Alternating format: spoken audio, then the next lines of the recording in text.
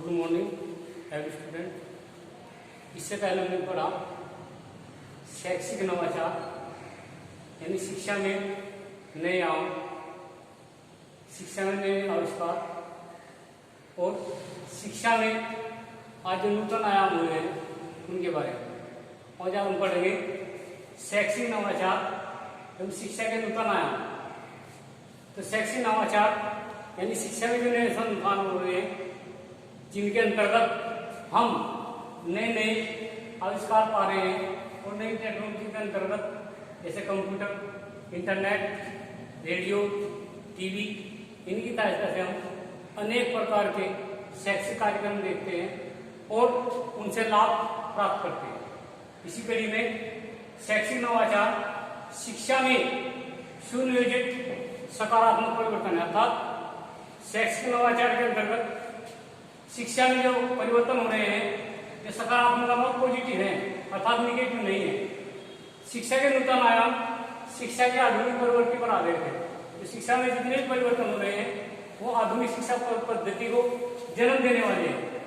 शिक्षा के नूतन आयाम ज्ञान विज्ञान में नवीन अनुसंधानों और मनोवैज्ञानिक प्रवृत्तियों पर आधारित शैक्षिक नवीन कार्यक्रम है। जितने शिक्षा में नवीन आयाम आ रहे हैं वो ज्ञान विज्ञान के अंतर्गत हम लोगों को नए अनुसंधान अर्थात नई तकनीकी मनोवैज्ञानिक मनोवर्तियों पर आधारित नए शैक्षिक कार्यक्रम है, जिसके अंतर्गत हम अनेक प्रकार के लाभ उनसे उठाते हैं। इसी कड़ी में कुछ आगे है शैक्षिक नवाचार शिक्षा के नूतन आयाम की आवश्यकता, अर्थात जब हमारा युग बदल रहा है, अब वर्तमान युग विज्ञान का युग है और विज्ञान के बिना हम एक कदम भी नहीं चल सकते। तो इस क्षेत्र में शिक्षा ही क्यों पीछे रहे, शिक्षा के क्षेत्र में भी नए आयाम नई टेक्नोलॉजी आज प्राप्त हो गई है। जिस प्रकार से नंबर 1 है वैज्ञानिक एवं तकनीकी प्राप्ति के अनुरूप शिक्षा प्रणाली।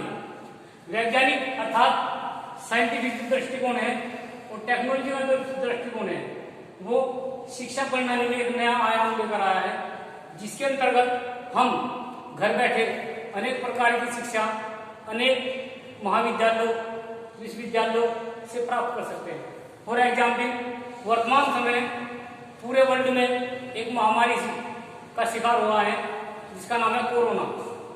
तो कोरोना जो महामारी है जो वायरस से फैल रही है एक दूसरे में, इसके अंतर्गत कोई भी बालक या स्टूडेंट अब वर्तमान समय में विद्यालय में आना पसंद नहीं करता और उसके गार्जियन अभिभावक भी उसको विद्यालय में भेजना पसंद नहीं करते। इसके अंतर्गत आज संपूर्ण विश्व में एक नई पद्धति चली है और वो है ऑनलाइन कक्षाओं का संचार करना, अर्थात ऑनलाइन कक्षाओं में के अंतर्गत बालक को ज्ञान प्राप्ति देना, जिसके अंतर्गत बालक घर बैठे या कहीं भी रहे वो शिक्षा को प्राप्त कर सकता है। यही वैज्ञानिक एवं तकनीकी प्राप्ति के अनुरूप शिक्षा प्रणाली है। नंबर 2 पर है कल्याणकारी राज्य की स्थापना। अगर हमें अपना राज्य, अपना देश, अपना क्षेत्र, अपना गांव का कल्याण करना है तो उसके लिए सबसे पहले नई टेक्नोलॉजी की आवश्यकता होती है, क्योंकि आज गांव-गांव में, शहर-शहर में, घर-घर में मोबाइल फोन, इंटरनेट सेवा, कंप्यूटर, रेडियो, टीवी ये आ गए हैं। अगर हम अच्छे राज्य की कल्पना करते हैं और अच्छा राज्य बनाना चाहते हैं तो इसके लिए जो नए शैक्षिक कार्यक्रम है, शिक्षा में नवाचार आए हैं, ये बहुत जरूरी है, क्योंकि इनके बिना हम एक कदम भी नहीं चल सकते। तीसरे नंबर पे है जनसंख्या की वर्तमान आवश्यकता की पूर्ति। देखो भारत जैसे विशालकाय देश में लगभग 130 करोड़ जनसंख्या है और इतनी जनसंख्या के लिए एक प्रकार से एक समय में शिक्षा की व्यवस्था करना बड़ा मुश्किल है। तो इसी के अंतर्गत हमारे पूरे संपूर्ण देश में शिक्षा की कई प्रकार से व्यवस्था की गई है। जिस प्रकार से एक तो है रेगुलर अर्थात संस्थागत शिक्षा, दूसरा है प्राइवेट व्यक्तिगत शिक्षा, तीसरे नंबर की है दूरस्थ शिक्षा अर्थात डिस्टेंस एजुकेशन। आप अपने देश में रहे या प्रदेश में रहे या गांव में रहे, कहीं भी रहे, इसके अंतर्गत आप ऑल इंडिया में किसी भी यूनिवर्सिटी के द्वारा आप घर बैठे शिक्षा प्राप्त कर सकते हैं। तो इस शिक्षा प्रणाली का नाम है दूरस्थ शिक्षा, अर्थात इसके अंतर्गत हम कहीं भी जो है शिक्षा प्राप्त करते रहेंगे, क्योंकि इसमें ऐसी व्यवस्था है कि आप लोग ऑनलाइन पढ़ सकते हैं और कुछ संस्थान इतनी सुविधाएं देते हैं कि सप्ताह में एक बार, यानी कि सप्ताह में एक बार संडे के दिन, छुट्टी का दिन होता है, इसमें अलग अलग यूनिवर्सिटियों की अलग अलग कक्षाएं एक स्थान पर लगाई जाती है और अधिकतर कक्षाएं होती हैं आपके जिले में, यानी जो आपका जिला है उसी में ये कक्षाएं लगाई जाती है, जिससे सभी व्यक्ति सभी जो है इस शिक्षा का लाभ उठा सके। नंबर 3 पर है आर्थिक विकास हेतु। देखो वर्तमान युग अर्थ का युग है, अर्थात धन का युग है। धन के बिना भी हम एक कदम नहीं चल सकते, क्योंकि धन व्यक्ति की आवश्यकता है। धन सब कुछ नहीं है, सब मानते हैं, परंतु धन भी व्यक्ति की पूर्ण आवश्यकता है, क्योंकि धन के बिना भी हम कुछ कार्य नहीं कर सकते। फॉर एग्जाम्पल, अगर आपको शिक्षा प्राप्त करनी है तो उसमें धन की आवश्यकता होगी। आपके घर में कोई बीमार है, उसके लिए धन की आवश्यकता होगी। आपको कोई वस्तु खरीदनी है, उसके लिए धन की आवश्यकता है। मकान बनाना है, इन सब के लिए धन की आवश्यकता होगी। तो धन की आवश्यकता की पूर्ति कैसे की जाए? शिक्षा के अंतर्गत या नवाचार शिक्षा के अंतर्गत आप लोग तीव्र विकास तभी कर सकते हैं जब तीव्र रूप से आर्थिक विकास हमारे देश का होगा। ये नई टेक्नोलॉजी के अंतर्गत हमारा देश भी तीव्र विकास करेगा, तेज विकास करेगा। और तेज विकास, फॉर एग्जाम्पल, आप लोग देख रहे होंगे अब से 50 वर्ष पहले जो जमीन होती थी वो कितनी थी? आज की जमीन से कहीं गुना ज्यादा थी। आज वर्तमान में जमीनें घट गई हैं, लेकिन पैदावार बढ़ गई है। इसका कारण ये है कि नई टेक्नोलॉजी, और जब हमारी, क्योंकि भारत एक कृषि प्रधान देश है, अब यहाँ नई टेक्नोलॉजी आएगी, इससे देश का विकास होगा। और जब फसल अच्छी होगी तो हमारे देश की जो है आर्थिक स्थिति भी अच्छी होगी, क्योंकि हमारा देश आर्थिक स्थिति से डामाडोल है। इसलिए इसके लिए नई टेक्नोलॉजी, नए नए आविष्कार, नई नई वैज्ञानिक पद्धति जो है अपनानी होगी। ये शिक्षा का सबसे बड़ा नूतन आयाम है। नेक्स्ट नंबर है मानव संसाधन का विकास करने हेतु। तो मानव के लिए कुछ संसाधनों की आवश्यकता होती है, जिसके बिना हम नहीं चल सकते। कुछ भारत देश में एक बड़ी विडंबना है कि यहाँ पर संसाधन जो है कुछ चंद लोगों के हाथ में है। जैसे मान लो भूमि है, जमीन है, वो कुछ चंद लोगों के हाथ में है, बाकी उसमें मजदूर कार्य करते हैं। फॉर एग्जाम्पल, कंपनियां हैं, फैक्ट्री हैं, अनेक लोगों ने लगा रखी है, लेकिन ये चंद लोग जो है उनका कार्य करते हैं, उनका जो है लाभ लेते हैं, और बाकी लोग उनमें कार्य करते हैं जो एक फिक्स सैलरी अर्थात वेतन के अंतर्गत कार्य करते हैं। इसके लिए अगर हम लोगों को मानव के संसाधन की आवश्यकता करनी है, की पूर्ति करनी है, तो इसके लिए शिक्षा को नए रूप से नूतन आयाम के रूप में लाना होगा, जिससे हम अनेक प्रकार के मानव संसाधनों का विकास कर सके। फॉर एग्जाम्पल, मानव संसाधन के लिए सबसे जरूरी टेक्नोलॉजी। हम लोग कुछ ही समय में, आप लोगों ने देखा होगा, अब से पहले गाड़ियां नहीं थी, हवाई जहाज नहीं थे, और हमारे जो है टीवी नहीं थे, इंटरनेट सिस्टम नहीं था, मोबाइल नहीं थे।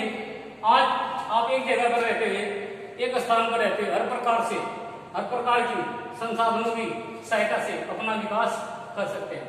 रोजगार के अवसरों में वृद्धि है। देखो सबसे बड़ी विडंबना है हमारे विशालकाय देश में रोजगार के अवसर बहुत कम मात्रा में है, और जब लोगों के पास रोजगार नहीं होगा, अर्थात तो अपनी दिनचर्या, अपना घर, अपना परिवार को कैसे आगे बढ़ाएगा और उसके विकास की कैसे वृद्धि करेगा। तो इसके लिए है रोजगार के अवसर प्रदान करना। और राज्य को रोजगार के अवसर तभी प्रदान होंगे जब भारत का जो नागरिक है, जो भारत का जो विद्यार्थी है, वो नई टेक्नोलॉजी के अंतर्गत टेक्नोलॉजी सीखेगा, अर्थात तकनीकी शिक्षा भारत में घर घर आएगी, क्योंकि इसी से देश का विकास होगा, इसी से रोजगार के अवसर मिलेंगे। फॉर एग्जाम्पल, महात्मा गांधी भी कहते थे कि बालक को बचपन से ही कार्य करने की आदत डाल देनी चाहिए, क्योंकि उसे जब बचपन से आदत डाल दी जाएगी तब वह नए आयाम, नई टेक्नोलॉजी का विकास करेगा और किसी भी कार्य में उसका मन लगेगा। और इसके लिए सबसे जरूरी है कि हमारे रोजगार के अवसर भी में वृद्धि होगी और इसके लिए सरकार को बड़ा ध्यान देना चाहिए। सामाजिक परिवर्तन के अनुरूप होते हैं। देखो, परिवर्तन और सभ्यता दोनों एक दूसरे जुड़ी है। जब समाज में परिवर्तन होगा, नई टेक्नोलॉजी के अनुरूप भी होगा, और नई टेक्नोलॉजी किसके अंतर्गत आएगी? शिक्षा के। और शिक्षा में परिवर्तन तभी होगा जब हम शिक्षा के नए आयाम में, नूतन आयाम में उनका प्रयोग करेंगे। फॉर एग्जाम्पल, शिक्षा में आज ऑडियो विजुअल एड्स आ गई, अर्थात दृश्य श्रव्य सामग्री। इसके अंतर्गत हम लोग जब भी शिक्षा ग्रहण करेंगे तो ऑडियो का मतलब है हम लोग केवल जो है सुनते हैं। फॉर एग्जाम्पल, आप लोगों को रेडियो में केवल आप जो है सुनते हैं। दूसरा है दृश्य के अंतर्गत है ओवरहेड प्रोजेक्टर OHP, जिसके अंतर्गत हम केवल देख सकते हैं, सुन नहीं सकते। लेकिन कुछ शिक्षा के नए आयाम ऐसे भी हैं वर्तमान में जिनके अंतर्गत हम देख भी सकते हैं और सुन भी सकते हैं। वो हमारा घर घर में रहने वाला टीवी अर्थात टेलीविजन, दूरदर्शन, जिसके अंतर्गत हम घर घर में अनेक प्रकार के कार्यक्रम देखते हैं। तो ये सब किसके कारण हुआ है? नई शिक्षा के नूतन आयाम के बाद। और आपके पास में आज जो है एंड्रॉइड फोन है, मोबाइल फोन, आप लोग किसी भी वेबसाइट को खोल सकते हैं, किसी भी ईमेल को खोल सकते हैं, कोई भी कार्य देख सकते हैं। आप पूरे वर्ल्ड, जिसके पास एंड्रॉइड फोन है यानी कि उसके पास या उसके हाथ में पूरा वर्ल्ड मुट्ठी में। इसी के अनुरूप सामाजिक परिवर्तन हो रहे हैं और होते रहेंगे। नेक्स्ट जो है आप इधर आइएगा, भारतीय शिक्षा प्रणाली में नूतन आयाम। भारतीय शिक्षा प्रणाली ये तो थी सब देशों की बात या सब जगह की बात। अब भारतीय शिक्षा प्रणाली जो है इसमें कितने नूतन आयाम आए हैं और कितने नूतन आयाम आएंगे, इसके अंतर्गत जो है भारतीय शिक्षा प्रणाली में कोठारी आयोग 1964 में बना और जिसने अपनी विस्तृत रिपोर्ट जो है 1966 में दी भारतीय शिक्षा को नई दिशा देने के लिए। इसके बाद नई शिक्षा नीति में 1986 के अंतर्गत अनेक कार्यक्रम हुए, जैसे ऑपरेशन ब्लैक बोर्ड, ठीक है, जिसके अंतर्गत हम लोग कक्षाओं का निर्वहन करते हैं। अर्थात ऑपरेशन ब्लैक बोर्ड में हम लोग अच्छा वातावरण हो, अर्थात जहाँ विद्यालय हो वो किसी शहर या शोरगुल से दूर हो, अच्छे वातावरण में हो, उसके पास कोई फैक्ट्री या शोरगुल वाला या दुर्गंध वाला कोई भी कार्य या कोई भी जो है कार्यशाला न हो, और कमरे उचित मात्रा में हो, कमरों में रोशनदान हो, खिड़कियां हो और हवा की उचित व्यवस्था हो। और ये भी है शैक्षिक कार्यक्रम के अंतर्गत अगर 30 बालक है तो एक अध्यापक हो, अगर 30 से ऊपर है तो वहां पर 2 अध्यापक हो और दोनों अध्यापकों में एक पुरुष हो तो दूसरी महिला ली। और ब्लैक बोर्ड तो धीरे धीरे वर्तमान में छूट ही गए हैं, ये व्हाइट बोर्ड आ गए हैं जिस पर मार्करों से लिखा जाता है। ये तो इसी के अंतर्गत शिक्षा में नए आयाम आए हैं। इसमें सबसे पहले शैक्षिक कार्यक्रम के अंतर्गत या नवाचार के अंतर्गत नवीन आयामों का समावेश किया गया है, जो इस प्रकार है। अर्थात पहले नंबर पर है सतत शिक्षा। सतत शिक्षा क्या है, इसके बारे में आप लोग जानिए। कुछ समय पहले भारतवर्ष में एक कार्यक्रम चला था सतत शिक्षा। सतत शिक्षा के अंतर्गत आप लोग अच्छे यानी कि सतत शिक्षा मतलब है सच्ची शिक्षा, जिसके अंतर्गत भारतीय शिक्षा प्रणाली में नया सतत शिक्षा का आरंभ हुआ, जिसमें शिक्षा के नए आयाम आए। और यह कार्यक्रम कुछ दिनों चला, लेकिन धीरे धीरे जो है बंद होने की कगार पर आ गया। इसके बाद है जन शिक्षा, प्रौढ़ शिक्षा। जन शिक्षा तो आप जानते हैं यानी सबके लिए शिक्षा, घर घर शिक्षा। एक कहावत की है, घर घर शिक्षा दीजिए, और लड़का लड़की से भी पढ़ाओ और लड़के लड़के भेद मत रखो। इसके बाद है प्रौढ़ शिक्षा। प्रौढ़ शिक्षा का मतलब है जो व्यक्ति प्रौढ़ हो चुका है, प्रौढ़ का मतलब जिसकी आयु कम से कम 35 वर्ष से ऊपर हो, और वो व्यक्ति या उस व्यक्ति को शिक्षा देने के लिए कुछ कार्यक्रम चलते थे जिसका नाम है प्रौढ़ शिक्षा, जिसके अंतर्गत उस व्यक्ति को घर पर शिक्षा मुहिम कराई जाती थी और उसको एक प्रमाण पत्र सर्टिफिकेट भी दिया जाता था। लेकिन ये कार्यक्रम भी धीरे धीरे भारतवर्ष में बंद हो गया है। इसके बाद है प्रसार शिक्षा। जब तक किसी भी शिक्षा का प्रचार प्रसार नहीं होगा तब तक वो शिक्षा निष्फल है। इसलिए भारत में शिक्षा के प्रचार प्रसार के लिए शैक्षिक नवाचारों की अति आवश्यकता है। जनसंख्या शिक्षा। जनसंख्या आप लोगों को पता ही होगा, अभी भारत में जो है लगभग 130 करोड़ जनसंख्या वर्तमान में है, और इतनी बड़ी जनसंख्या को शिक्षित करना बड़ा विडंबना का काम है। दूसरी बात, अगर सरकार ये चाहती है सभी शिक्षित हो जाए, और सरकार प्रयास भी कर रही है कि हमारा भारतवर्ष 100% शिक्षित हो। फॉर एग्जाम्पल आप लोगों ने एक जो देश है वो केरल है, केरल का नाम सुना होगा। केरल में एक जगह एर्नाकुलम है, यानी कि एक जिला एर्नाकुलम है जहां पर 100% शिक्षा पाई जाती है, यह है क्योंकि वहां का एक छोटा प्रदेश है, दूसरा वहां का शासन है या व्यवस्था है वो उचित है, इसलिए वहां पर जनसंख्या शिक्षा या जनसंख्या शिक्षित करने का सबसे अच्छा साधन भी है और उनका लक्ष्य भी है। नेक्स्ट नंबर पर दूरस्थ शिक्षा अर्थात डिस्टेंस एजुकेशन।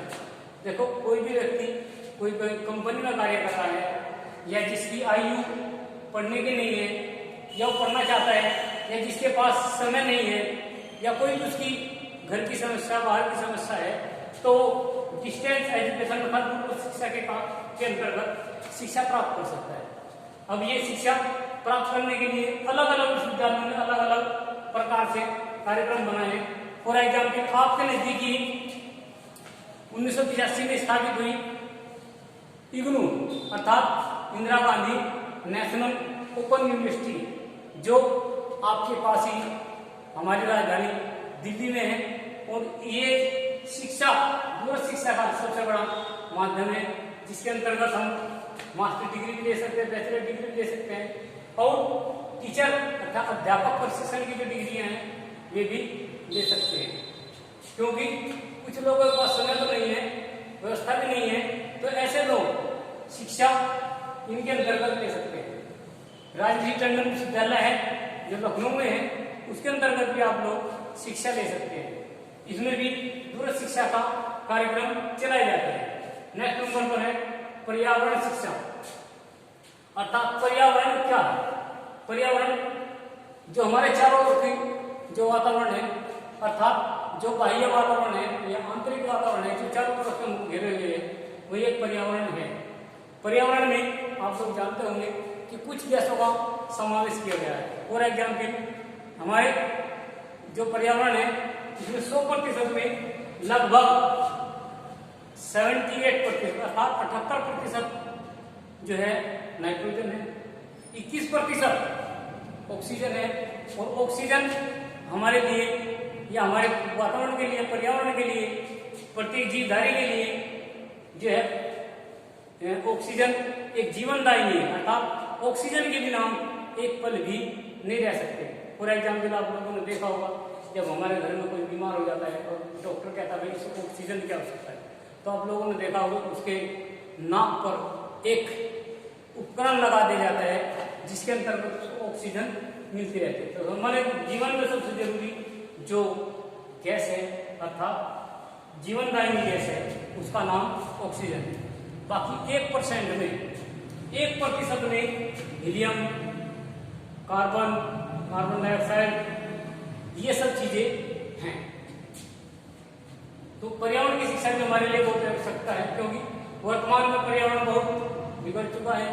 इसको सुधारने के लिए आप लोग ज्यादा से ज्यादा वृक्षों की स्थापना करें, वृक्ष लगाएं, पेड़ पौधों को सींचें, पेड़ पौधे न काटें, और पर्यावरण को बनाए रखने के लिए दुर्गंध वाले जो पदार्थ हैं या वस्तु है कोई भी है धातु है उनको जलाएं नहीं। क्योंकि इससे भी पर्यावरण बड़ा खराब हो रहा है।